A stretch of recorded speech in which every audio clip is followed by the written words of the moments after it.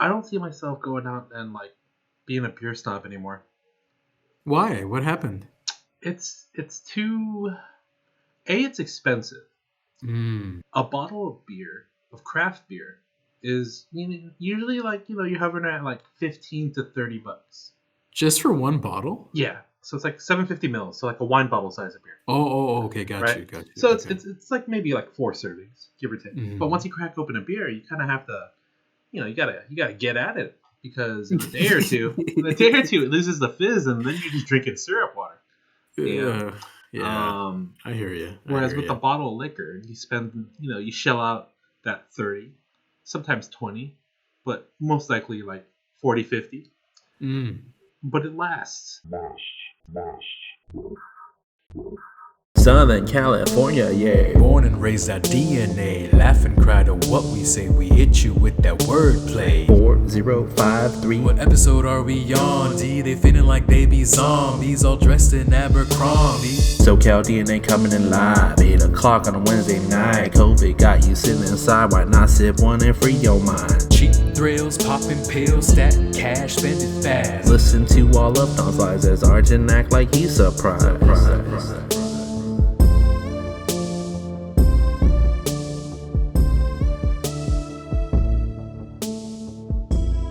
The shelf life is fantastic.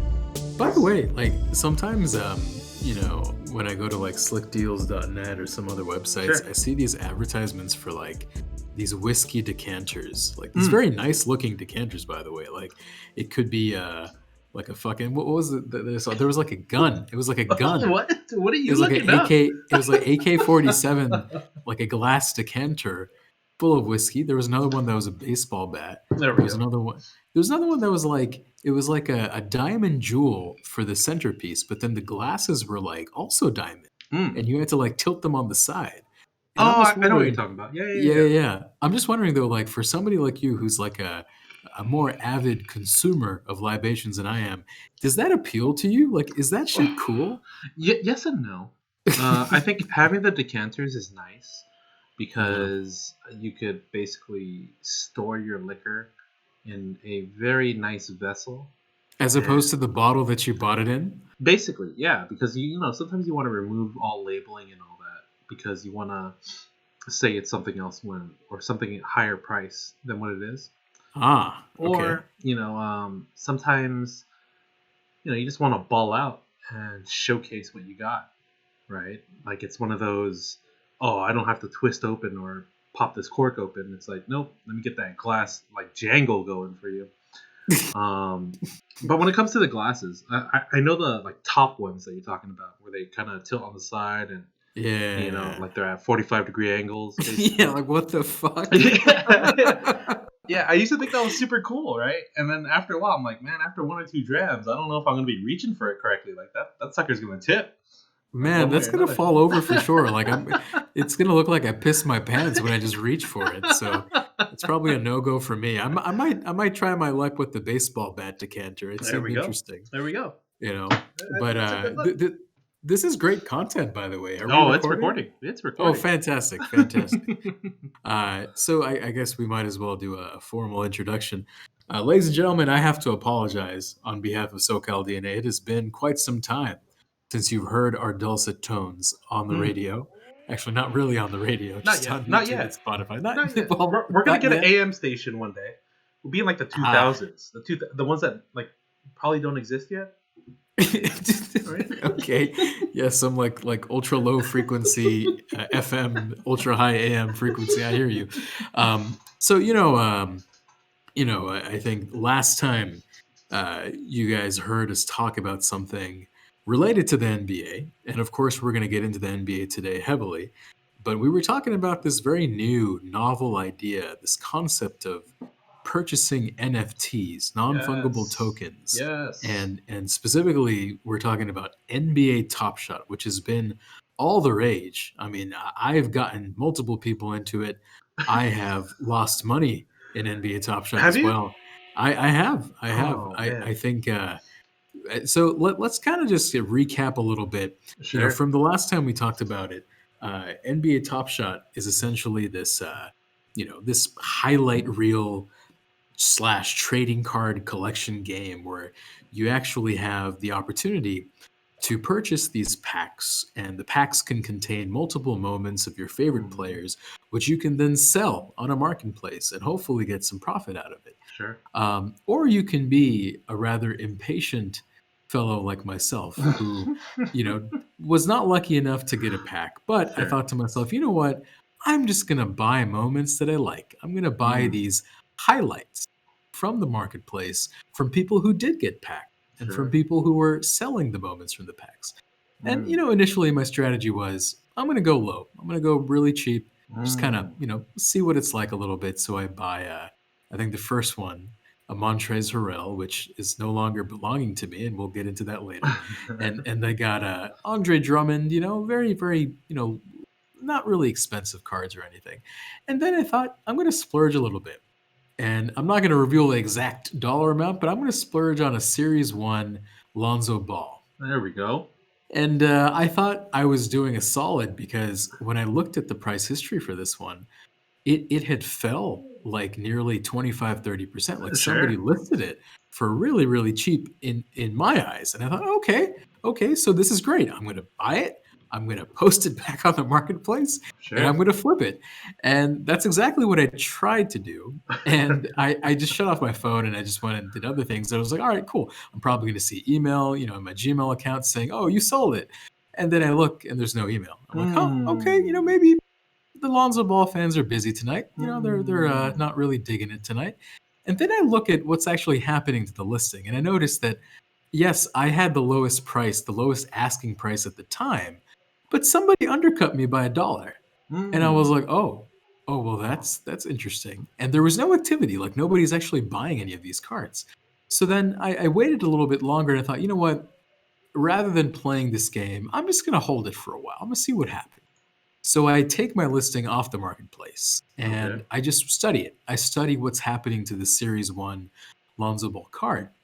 And over time, I noticed that more and more people are undercutting the lowest asking price by 10%, by 20%. I'm like, oh, wow, that's not good. This is cutting into my profits. Yeah. And then after a while, I think so this was weighing on me, right? This was weighing on me. There was a pack release that happened, which I wasn't lucky enough to, get a pack out of this one, but other people did, which we'll get into shortly. And so as the days went on, I was like, you know what? Fuck this. I'm going to cut my losses. I'm going to accept that this is not going to raise in price anytime soon. And I'm kind of glad I did, because even though I sold this Lonzo Ball card for a loss, it actually grew cheaper and cheaper as the days went on. And it's not just that card by itself. And Don, you can attest to this. The overall market has severely depreciated over the past 2 weeks, and especially over the past few days for multiple reasons. But I kind of wanted to get your take, Don. What do you think is happening to this marketplace right now? Do you think this is a trend that will continue? Or do you think this is a temporary move and all the cards from like Series 1 and all the OG cards will actually hold their value as the time goes on? Yeah, I think it's a very interesting subject. I think that at least we won't know. We don't have the answer, right? It's still in its beta phase, first off. And I'd like to make that known because as in all things in beta, it's not expected to work. So we're working on beta data right now, which isn't really the best to go with. You were completely right in kind of, expressing the concern that I think affected the whole market of the NBA TopShot, where prices just drastically fell, almost across the board. Even for some of the coveted LeBron moments that we saw in the high thousands, have slipped under to sometimes 600-700, dropping 50% of what it was selling at a week before. And I think this NBA TopShot realm is going to be a game of patience. I think that the flippers that I think Arjun is right now. I'm a failed flipper. I'm like the dolphin without the fin. No. Well, the thing is, the flipping works. And I could say that because I was able to receive a pack. I was lucky enough to skim by and reach, what was it, like the 65,000 or whatever? Something like that. Yeah. I was like in the top or lucky 20%, if that was able to buy a pack. And I don't know if you noticed, but I flipped all those cards immediately. Or not immediately, pretty recently. And I turned that $14 into about $140. Solid. Right? That's crazy. Yeah. So I think flipping is still possible. Let me jump in here for a second. Sure. I fully agree. I think if you can get your hands on a pack, I would say it's guaranteed profit. Like you'd have to be stupid to lose money on a pack. I think that's how I'd frame it. Yeah. But with that being said, I think it's going to be much harder to buy a card off the marketplace, even at a discount, and then flip that. I know, Don, you've had far more success at it than I have, and I think it's something that you can probably say that it's going to be harder now, right? With all the prices, falling. Definitely. I find it, definitely. It's going to definitely be harder. Everybody seems to be undercutting other people's moments by $1 here or there, just to kind of be that first listing on lowest price. And I think the market right now, or rather the majority of the market, is going for lowest ask for a quick flip. I think the true collectors are willing to spend upwards of a 20% markup from the lowest ask to even a 50% markup of the lowest ask in order to lock in a relatively good serial number. But those are for the collectors, the ones that are going to be patient enough, the ones that have the capital. And unfortunately, the ones that came in and have had their NBA TopShot portfolios grow by the thousands of percent. Because some of these cards were maybe $1, $2, $3, $4, $5 a piece, and now they're going for at least $100 here or there for some of these cards. I mean, when we first jumped on, the lowest ask I think was like $6, give or take, if you were lucky, right? And now I think the lowest ask is hovering around 10. If you're lucky, I see a 9. Well, actually, on if you check again, I think it got lowered again back to like 7 or 8. Perfect. And this might be the ebb and flow of it all, right? Because we came in at a time where I would say we were in a dip, right? A little crevice, if you will. Okay. Right? Okay. And we were able to see the highest heights, the plateau that we thought was just going to continue to grow. And little did we know, we already reached the summit at that point. Unfortunately, both of us, right? But I was lucky enough to cop that pack and flip it. So even though my current stack of moments is somewhat at a loss because of some of the early flips that I did, and the pack acquisition flip, I'm sitting comfortable in a nice profitable range. So I think that's fantastic. Yeah, I think honestly it's going to come down to pack acquisition, and that's going to be, I think, my strategy moving forward. Whenever there's a pack available, get in the queue, try to lock it down, and hold on to moments that you truly care about. Like, you don't really care if it loses its value, which is why I'm going to hold on to my coveted Alex Caruso block against none other than the Lonzo Ball failure, the flop that Arjun already brought up today. That burns in multiple ways. I know, it's great, right? Hey, beer, dude, the beer's hitting nice. I gotta do this more often. But I think that's what's happening. I think there's some sort of middling going on in the market. Nobody really knows what's going on. Unfortunately, those that were, part of NBA TopShot in its alpha phases have come up enormously in their bank accounts, and rightfully so. They took a gamble. I think if either of us had joined in January, we probably would have put in $20 and left it at that, maybe, right? And that easily would have become maybe $2,000 at this point, depending on if we played it right at that time. But for now, the market's going to continue to grow. I think they're taking on more accounts on a daily basis, and they're getting huge injections of investment money. I don't know if you know, but I think Will Smith and Michael Jordan each put in a hefty number of millions of dollars into NBA Top Shot. And I think what will happen is when non NBA fans and the general public start to jump on this NFT bandwagon, we'll see that jump in price again. It'll be interesting though, because with the current pack release, they're pretty much giving it to anybody and everybody that's willing to pre-order it. And I fear that that's going to increase the supply drastically and make prices drop even more. Yeah, you touched on a lot of interesting points there, and I agree with your last one for sure. I read somewhere that there's like 2.5 million packs available Yep. for this particular release. And did you sign up for one? Yeah, I did. Perfect. I did. Because for this one, I think as long as you sign up, you're pretty much guaranteed a pack. You have like a 48-hour window to execute your transaction. Yep. But as Don said, I think this is going to be a watering down of the market. And people are still going to try to flip. But what you're going to see, I think, is going to be I guess a near-term low for the market floor. Before we were lucky to see $6, right? I think now, like $4, maybe even $3 may be possible. I'm talking about those Mason Plumlees. Talking about those.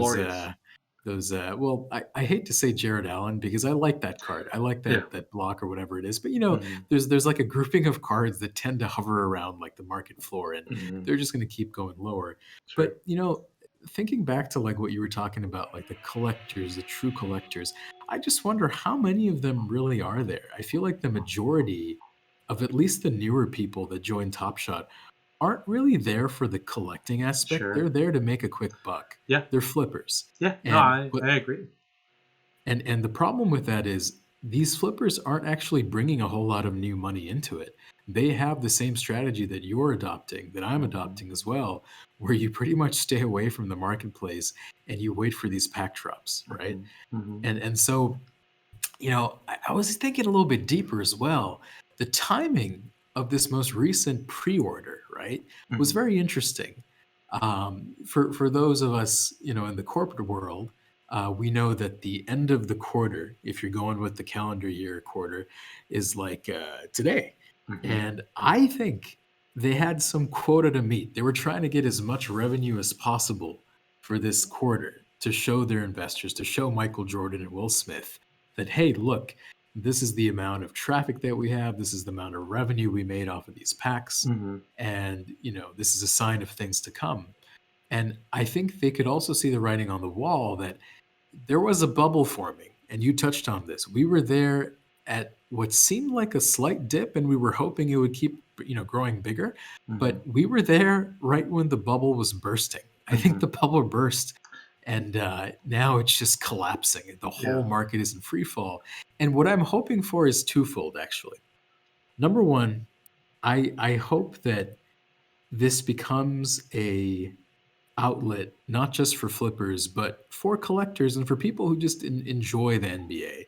And I would much rather prefer NFTs and all these things that we're getting into to be for the fans, not necessarily for making a quick buck. It's kind of like what you're touching on, right? Like you hold on to the moments that you really care about. And who knows if there are more challenges that require you to hold on to certain moments for a specified duration of time and ultimately unlocking these bonus cards, these bonus moments. I like that idea. If I initially, and I'm guilty of this, initially I was trying to be a flipper, a failed one at that. I was trying to treat this as a mini stock market, and that's how I've been pitching it to many friends as well. And now that I have failed at that, and I swallow my pride for sure, I understand I wasn't good at it. I think now I can shift gears and think, you know what? This can be primarily a collection outlet, right? You just hold on to moments that you like. Yes, for every pack release, we'll give it a go. We'll give it the old college try, and we'll see what happens. But even if you miss out, it's interesting to see how this thing develops. I agree with Don wholeheartedly. This is in beta. There's a ton of speculation. We don't know what's going to happen next, but it is very cool to see all the different things, all the different machinations that are happening behind the scenes. One thing that I'm hyped about, and I was reading about this, eventually they're going to have some kind of a 1v1 type of game through NBA Top Shot where, let's say you have a team like the Warriors, right? And your point guard is Stephen Curry. If you happen to have a LeBron James dunking card, you can use that moment to boost up Stephen Curry's dunking ability to make it on par with a LeBron James. So when you're going mano a mano against somebody else, maybe Kawhi Leonard, Paul George, and the Clippers, you can maximize the team that you have with all the moment cards that you have. So it's kind of an interesting concept that they're trying to put together, probably with the help of another company partnering with them. But you can see, like, this is kind of the tip of the iceberg. It's not just going to be collecting moments and holding on to them. They're going to find different ways of interaction, right? With NBA players, with personalities on TV. There's endorsements already. There's new features coming out. So we're very much at the beginning of it. But Don, any closing thoughts before we move on to some real hardcore NBA talk? I think it's a waiting game. I'm lucky enough to be on the optimistic side because I've seen the light at the end of the tunnel. I've seen what could happen to your money that you invest in it, and you don't even have to have the most stellar cards to make a buck. So financially, I think it's somewhat viable for the long term, as long as you play it safe and you're willing to ride the market for what it is. But I do, wish that true collectors will come back into the market, or rather become relevant in the market, such that real love for the game can be appreciated somehow, and we don't have to deal with people that are, skimming a buck here or there, or make this their full-time job, which some people are, unfortunately, or fortunately, depending on how you look at it. I think with the influx of money, it shows that there's promise, at least for those with deep pockets, to make their pockets even deeper. And I hope that, once we get out of this beta phase and as the NBA legacy continues to grow and grow and grow, we'll see this market grow and grow and grow. And hopefully we will stick along for the ride, no matter how tough it gets. Fair enough. And I'll stick around for the ride. I have been gifting my moments left and right before the deadline was set. So I'm doing kind of weird things with it. I'm not really making money. If anything, I'm losing more and more money, but that's okay. I think it's all in good fun. So one of the biggest things that happened recently was, of course, the NBA trade deadline.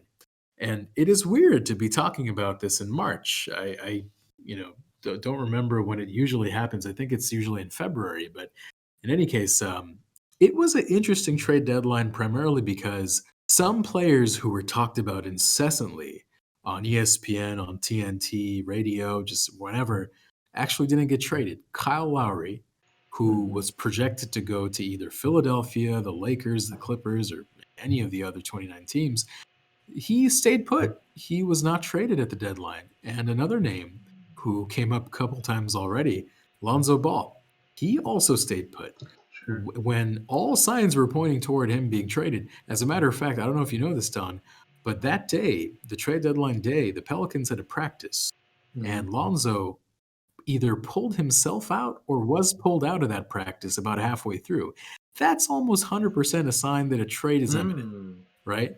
But some people were speculating, oh, well, Lonzo tends to do this. Like, whenever there's a trade deadline coming, he fakes an injury to kind of like water down his value so he doesn't get traded. Isn't that what happened when he was on the Lakers? Like, he had that speculative ankle issue come up?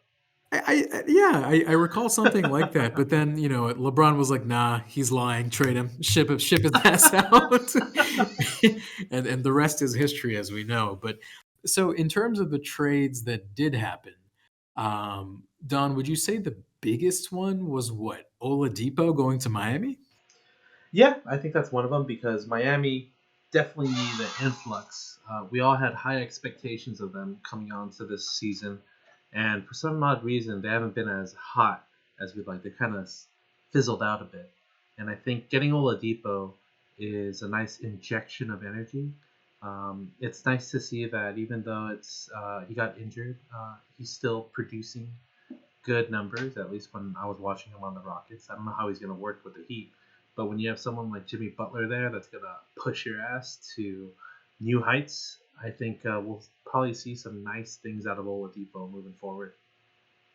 Yeah, I look at Miami as a dark horse again. And I say dark horse even though they're the defending Eastern Conference champions, because just look at their record. I think they're around 8th seed right now. Yeah. And it's so weird. Like, they started off the season with some injuries and I guess COVID related protocol issues. And, they were down back then. And then they had this spurt. Miami was winning a lot of games. We were thinking, okay, they're 4th or 5th seed now. Jimmy Butler has righted the ship. But now, recently they suffered like a 6-game losing streak or something. And I'm just thinking, wow, is Oladipo really the answer to their problems? Is he Sure. going to actually make them a contender again? Especially considering the Nets reloaded and reloaded some more. Yeah. Philadelphia is getting Embiid back soon, I think this weekend. Mhm. And of course, you'll always have the Greek Freak. You're always going to have Giannis over there in Milwaukee Yeah. with Drew Holiday this year. I would like to see Miami do well just because they're kind of a fun team to root for, like who doesn't like Jimmy Butler? And you got a solid team with Bam Adebayo, another star, Sure. Oladipo now, and these young upstarts, right? Like Duncan Robinson and Tyler Hero. All these guys play really well. So that's interesting. I know Oladipo will only help them. I don't think he'll be a detractor in any way. Now, another big trade that I wanted to get your take on was Aaron Gordon, who has been pretty much spending the last, 5-6 years in Orlando, not really doing anything of consequence. Now, all of a sudden, he has joined a contender, and the contender is the Denver Nuggets. They only had to give up Gary Harris. So Yeah, what do you think about that one? I think Gary Harris is up and coming. He's inconsistent. No, he's not. He's inconsistent. And you're going to okay, yes. I mean, there's a lot of upside to him, but as you like to say, the floor is very deep for him. No, I think Harris has no upside. To be honest with you, I like him. Okay, but I mean, the bigger loss that the Nuggets had to give up was RJ Hampton. I think RJ Hampton has a future in the NBA, and it's only a matter of time for him to flourish. But, he is still a rookie, so it's going to take some time to get that. And it seems like the Nuggets were going for it. They were so close last year. They have what seems to be the MVP this year statistically of the NBA in Jokic. And they've made some earlier moves in that week where they picked up JaVale McGee, who we saw to be a critical piece to a team who will give you great minutes for what he does. So I'm happy that McGee is back there in Denver where he should have never left, but, why not? I think Aaron Gordon, I think I saw snippets of his first game in a Nugget uniform, which is weird to see, but he had some stellar moves. He gave you your good, 12, 13 points per game while giving you that energy that is much needed once the Joker begins to, slow down the pace of the game. I think it makes the Nuggets so much better than we initially thought them to be. And they were good to begin with. They didn't have to give up much to improve their team.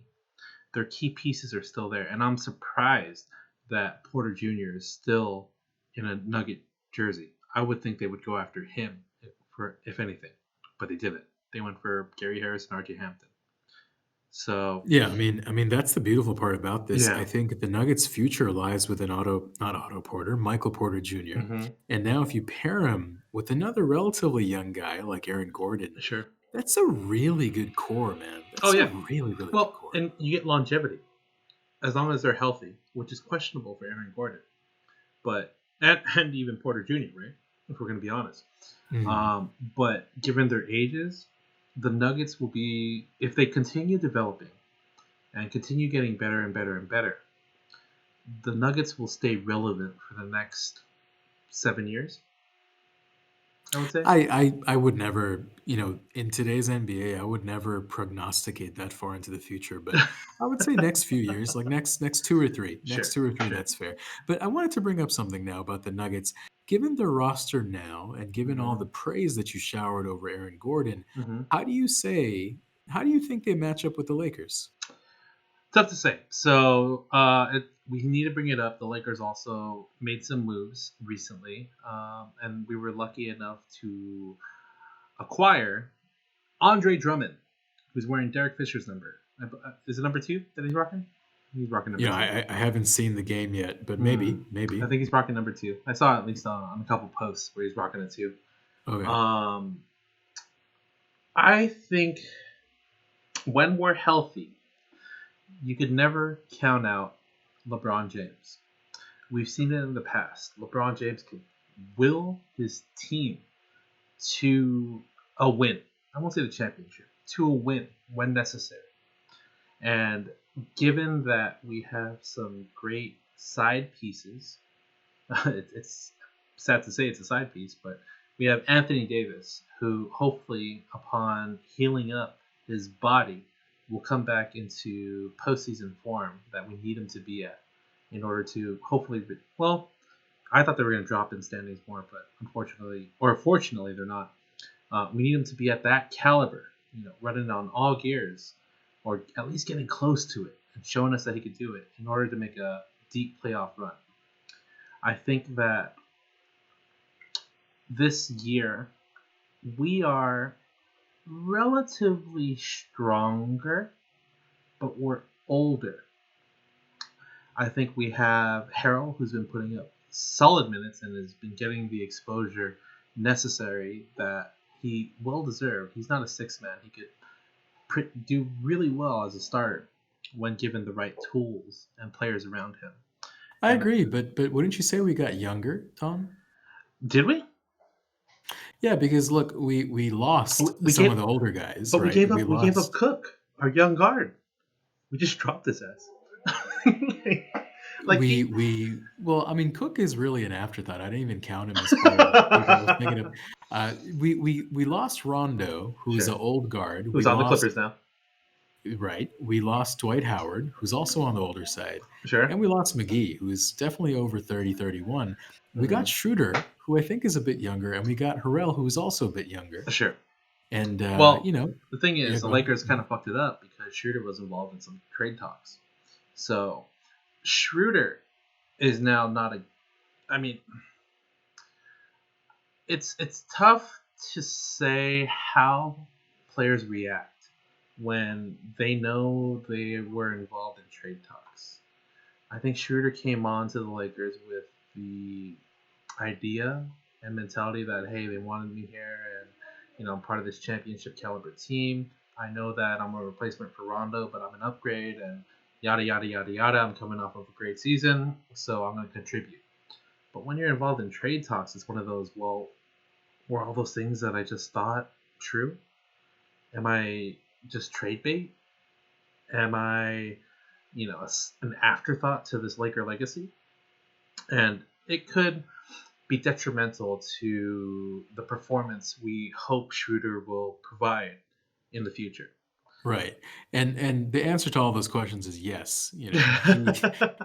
But I will say one thing. I read that he rejected a like $80+ million over 4-year contract with the Lakers.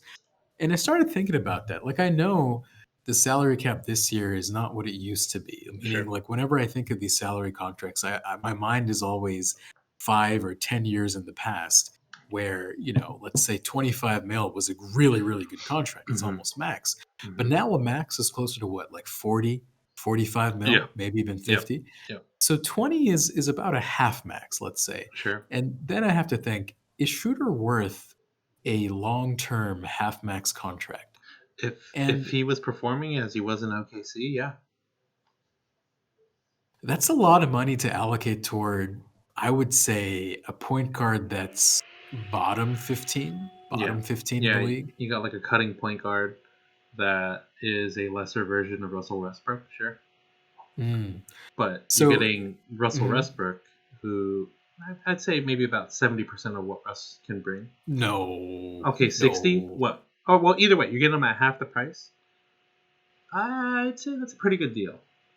I think Schroeder is a strange fit on the Lakers. I think his Sure. main advantage is what you said. He's slashing, he's cutting to the rim, he can drive and kick. And I think the Lakers are missing somebody like that.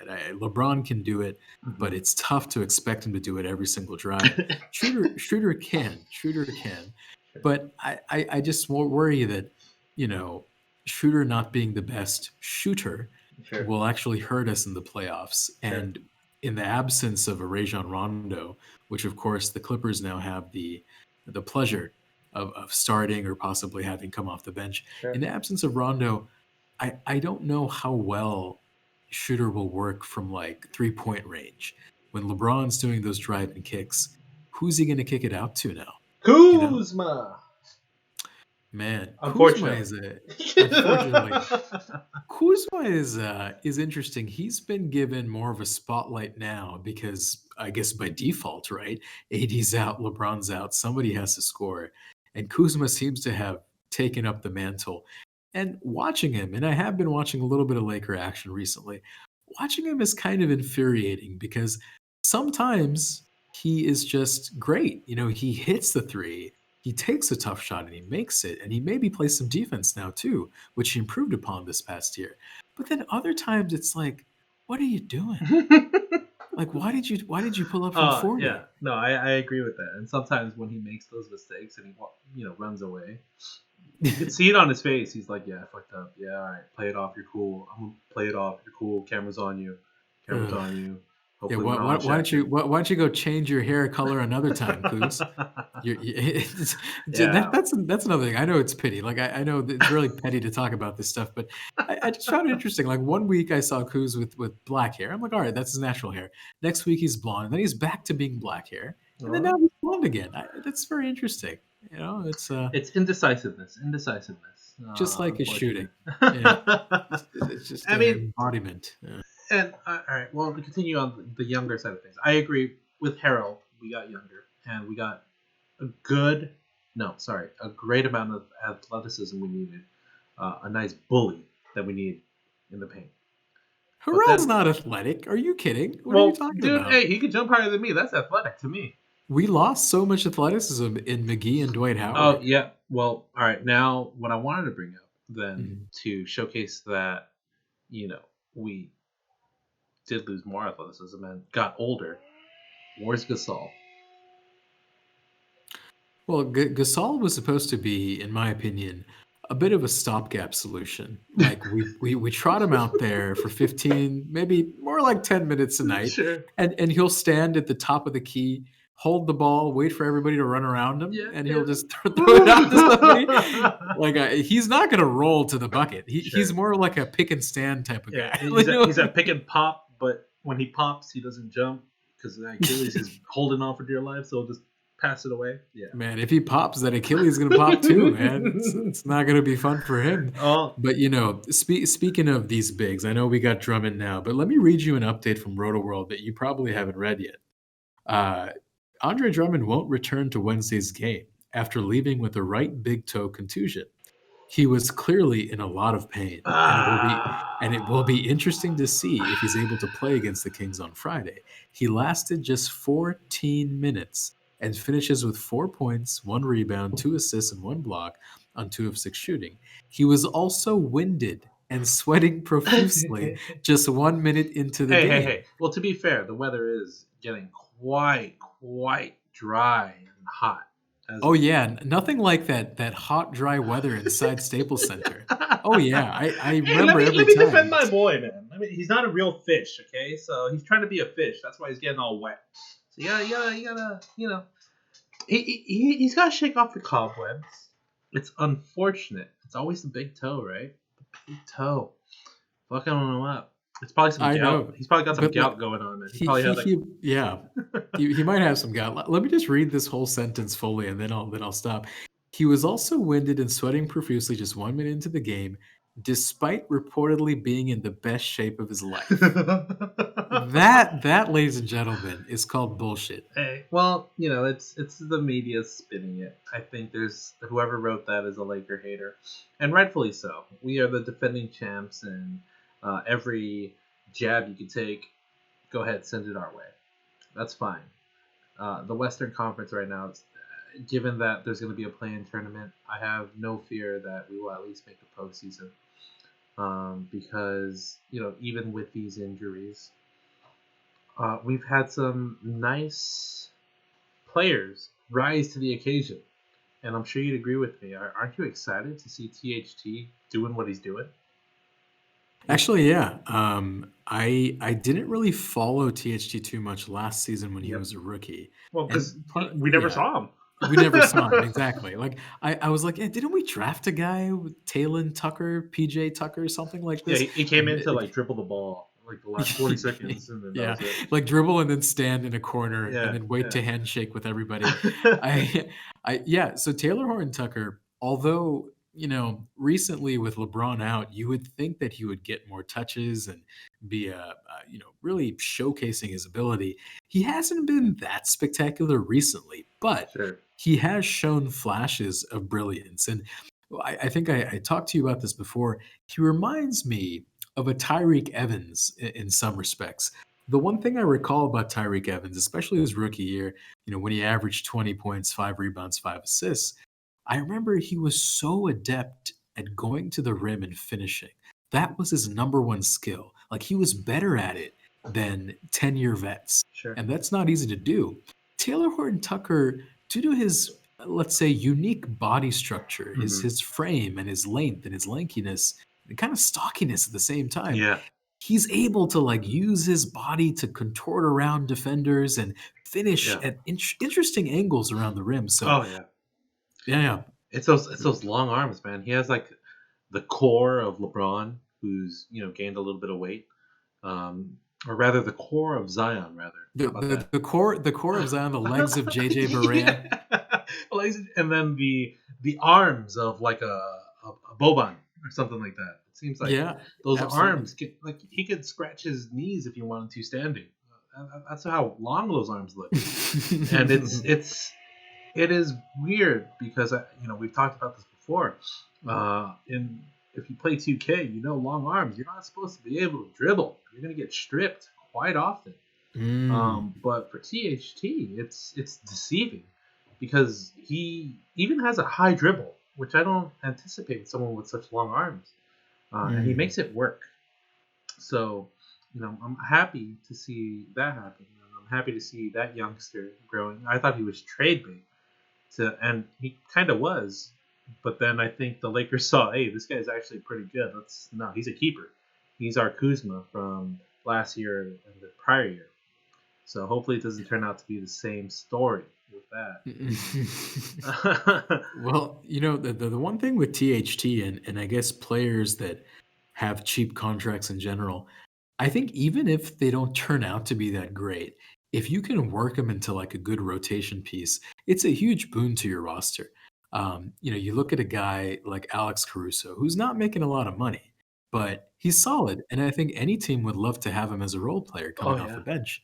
And so if THT at the minimum can be that kind of a guy, if he can be like an Alex Caruso, but maybe like a shooting guard, small forward version who's more cutting to the rim and making plays and whatnot, I'd be happy with it.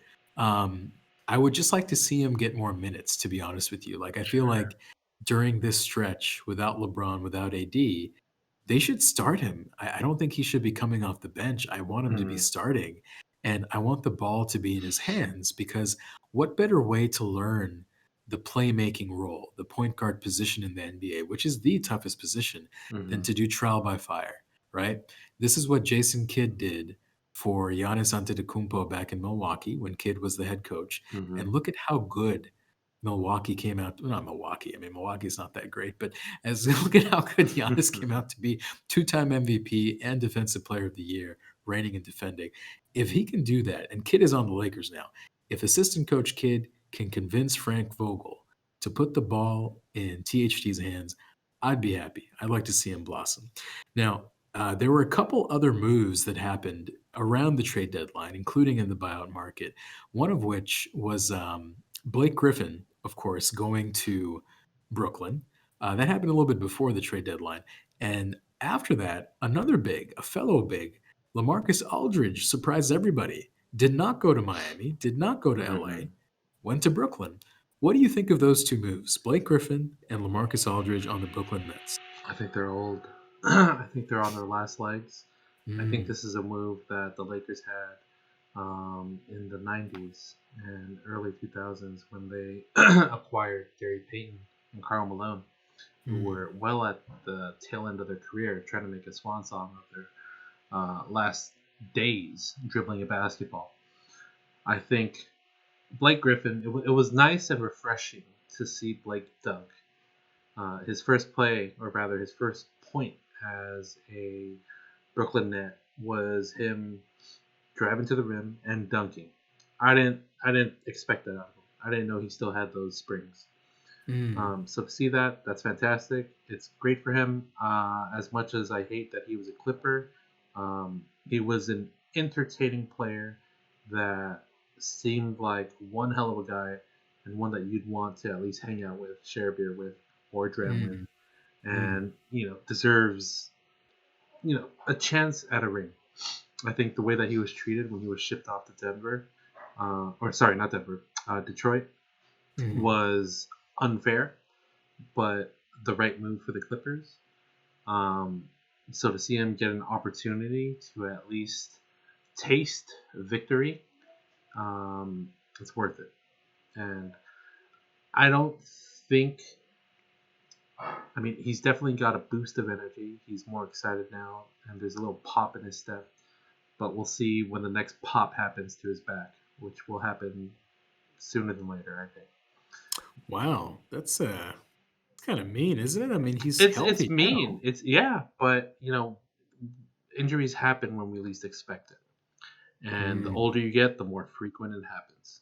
So mm, hopefully they'll be able to guard his well-being as a team, and he's not expected to be the 1, 2, or 3 option once the whole mm, team is healthy. So as long as they keep it where he plays a very limited role and he's able to produce what we know he could produce in mm. that limited role, fantastic for him. So I think that was a good move for what they had at the time for the Brooklyn Nets.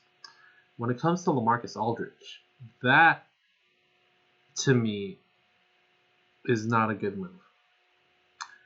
2 reasons. One, I don't like LaMarcus Aldridge. I, Why? I Hold on think right there. he's a Why? big body, so I get that you may need a big who can shoot and play that pick and pop really well.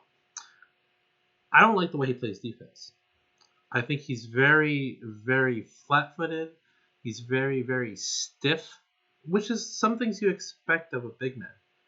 But he's a big man of 10 years ago.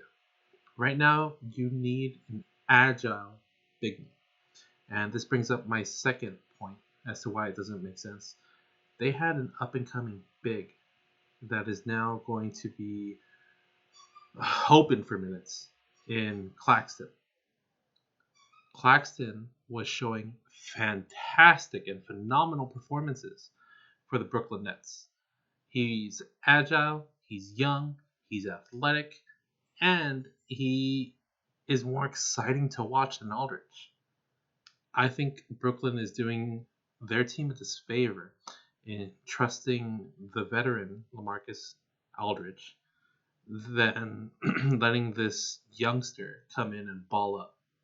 How many vets do you need on the floor at a time? You Well, don't need 5. You I don't. have a different perspective on this though. I don't Sure, think it's a situation where, all these guys will be playing the same minutes every game. sure, I actually think it's situational. There are going to be games where Aldridge has more value than Blake, Claxton, and DeAndre Jordan. sure. There are going to be games when Claxton will play more minutes than the rest.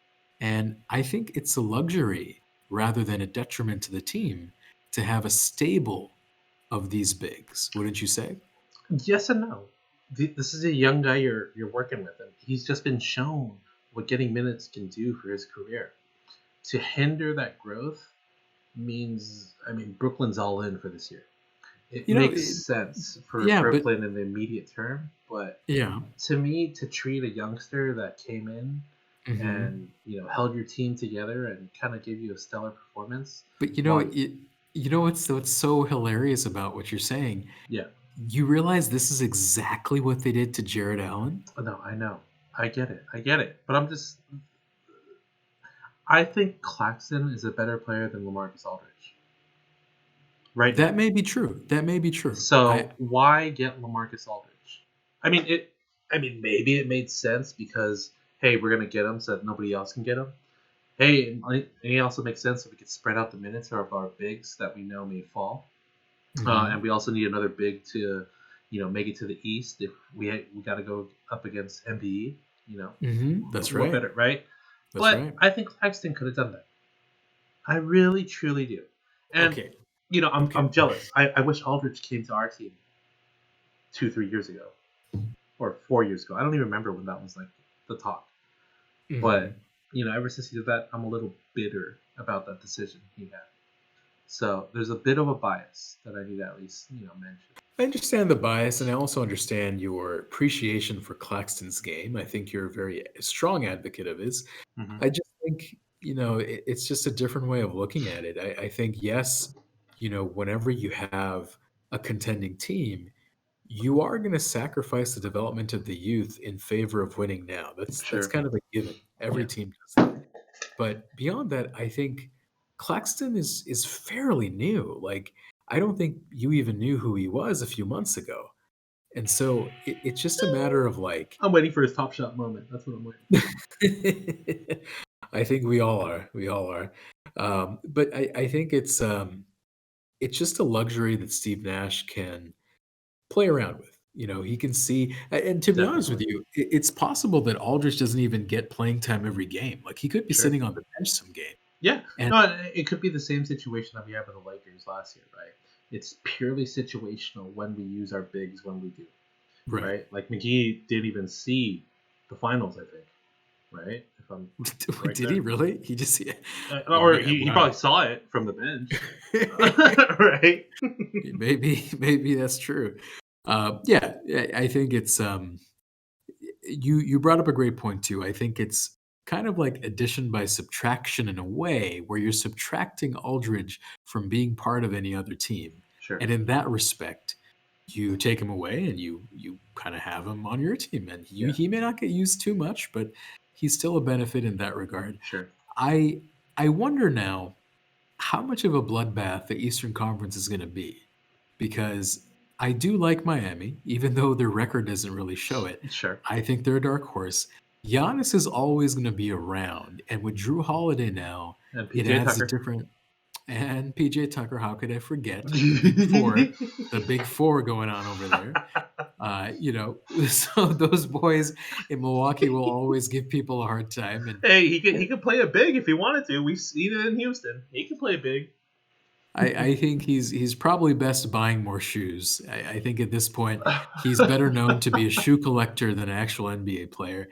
As much as I enjoyed his effort, let's say, on the Houston Rockets, playing 48 minutes a night as the starting center of the Houston Rockets, I just don't think he's going to be contributing that much in Milwaukee, given that they have Brook Lopez and some other bigs behind him. Sure. But, he's a good veteran presence. I think he's well liked, and he's kind of a grinder, right? He just does everything that the team needs him to, whatever position he needs to play. And Giannis likes people like that. I think Giannis appreciates hardworking people. Sure. But yeah, to be honest with you, I'm very excited for the playoffs, both in the East and the West. The West, of course, is very deep. We know that. Sure. I would love to see, the Phoenix Suns do something special, like shock the world and make it to the conference finals. I think that would be fantastic.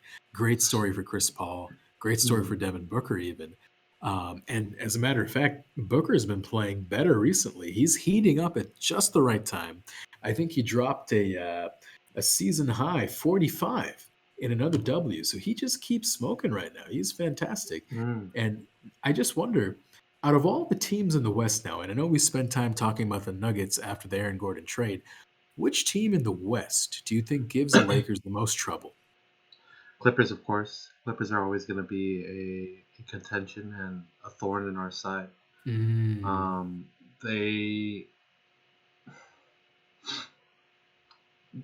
They're a pain in the ass. Let's just say it that way. And I think you can never count them out, especially if they're healthy. They're coming in with, or rather, they came into the season with a chip on their shoulder. And the Clippers always have a chip. But now when you have that talent that they have with the coaching staff that they have, that chip actually becomes an empowering tool coming into the season. And I think they're going to enter the postseason with more firepower than they did last season. Even though they did lose some players. But they're coming in more... I mean, hopefully they don't have quote-unquote chemistry problems that they had last year. They probably moved past that and will come in and show the world why they're the LA team when we all know they're not. Another one to call out is, Dame time. You could never count out Portland Trailblazers. I think it's only a matter of time until, they shock us yet again. And Dame just balls out as he normally does in the postseason. I think out of all the players in the NBA in the postseason, if there's one player I had to pick to shoot the ball for a game-winning shot, it'd be Dame over Steph Curry. And having that lineup, if Nurkic is healthy, they could make a deep run and give us some issues in regards to how fast they are compared to our team, so long as they're healthy. Other than that, I mean, the Utah Jazz are, the number one in the conference, in the Western Conference, and I think they actually have the highest, or rather, the winningest record across all the NBA. They're always one to think about, but I don't pay too much heed to them. They have 6 Men of the Year in Jordan Clarkson. Jordan Clarkson, whatever. That's fine. Right? Right? Ooh, Jordan Clarkson. I'm shaking in my boots. I mean, he was a Laker before. He's not all that. But shout out to Filipinos in the NBA. There you go. Yeah. But, aside from those teams, of course the Spurs, because it's Pop, so I can never count them out, but I don't think they'll be an issue. Mavs, I'm not worried about the Mavs. So I think the ones that I talked about and the ones you called out, Jazz, Suns, Clippers, Nuggets, Blazers. Yeah, and I'm glad you mentioned Blazers, because one trade that did happen with them was Norman Powell going from Toronto to Portland in exchange for Gary Trent Jr., which I found to be a kind of a curious move, because Gary Trent is no scrub. He can play. Sure. He he put up like almost 30 points tonight on his new team. And I thought he complimented Dame well. He's more of a outside shooter. Norman Powell, I think he's more versatile. Better athlete for sure. More hops and everything. Do you like that trade? Do you think it helps the Blazers? I think Powell brings with him some great championship mentality and great playoff experience. Not that Trent didn't have it, but I think Powell's been there. He's done this, and I don't understand the trade. To be honest with you, because I agree that Trent maybe is a better fit with Dame, but I think it's an even trade. It's just attributes at the end of the day, with different categories. That at the end of the day, it's if the Dame and Powell are both on the court, who's going to take the shot? Let's go to Dame. Dame's not letting go of that ball. If anything, he's going to have a little screen and pop with Nurkic, but that's it. And let's not forget CJ McCollum still there. Oh yeah. I hope he rocks that flat top again. That thing is solid, man. It gives him an extra 6 inches of height. It's he needs it. He needs it. Playing shooting guard as a 6'3" Dude, guy. I thought Come that's on. why I'll never forget this, man. I thought he was a fucking point guard, and I thought Dame was a shooting guard for the longest time. They're about the same height, so I don't blame you. I don't blame you, my friend. But I think we're all very much excited for the NBA playoffs. I forget when it's starting, Don. Do you know? Is it end of April? Like No around idea. there? No idea. Okay. I really don't. I'm enjoying it for what it is right now. Sure. And quick little segue. Tomorrow, two things are happening. The Dodgers have their season opener. It's actually MLB season opener for everybody. But the Dodgers are coming in hot tomorrow. And I'm expecting greatness this year. Yet again, because our roster is more stacked than it was last year. We lost some key players, unfortunate. But they got money elsewhere, so good for them. But my guy, Bueller is still going to be there. He's going to be ripping fire every throw. Ripping fire. And the second part is tomorrow, fantastic show has its season premiere. And it's called Top Chef. Top Chef is a show that I aspire to be in. I think it's the greatest cooking show on television right now. And it is going to be fantastic. They're in Portland, though. And, if they filmed it during the year, it's a tough time to be in Portland, given all the rioting that's been going on over time. But I'm excited for that. Nothing can tear me away from that. Well, tomorrow sounds like it's going to be a phenomenal day for the D, for sure. I will be keeping up with the Dodgers score. I won't be watching it, but I hope they do well. I know they won their... Go ahead. You want to bet on the game tomorrow? I'll have to take a look at who's playing. I don't think I know enough about baseball to make You sure? smart bets and at least commit to them publicly on this podcast. In other situations, I would just be like, yeah, bet. Here's my money. Yeah, exactly.